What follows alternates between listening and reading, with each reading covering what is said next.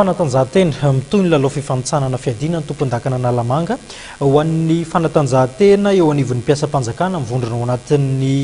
Azoimady na dia nisy aza ny naoty izay navoakan'ny ministeran'ny tanora sy ny fanatanjahantena mampiaty fifaninanana ity dia mbola mitoy noho izany izay fifanitsanana izay. Na dia eo azy ny naoty navoakan'ny ministeran'ny tanora sy ny fanatanjahantena ary ny ministeran'ny asa-panjakana ny amin'ny tokony hanajanonana aloha ny fifaninanana eo anivon'ny Azoimady na ny fikambanan'ireo mpiasam-panjakana mpanao fanatanjahantena dia nanambara zareo mpitantana fa dia mandeha ihany ny fifaninanana etsy amin'ny kianja ivelan'ny Mahamasina. Fipoirany taratasy zany mety tsy fantatra mihitsy satria voalohany isan'ny élection iny aveo ny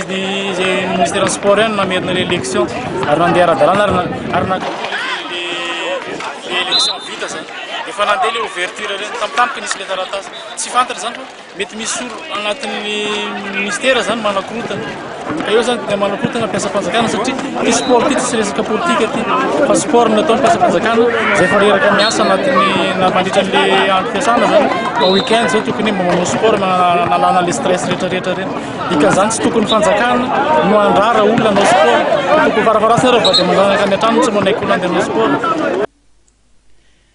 Arak'izany tamin'ny faran'ny herinandro iny dia mivokatra teo amin'ny basketball no tonga eto aminay dia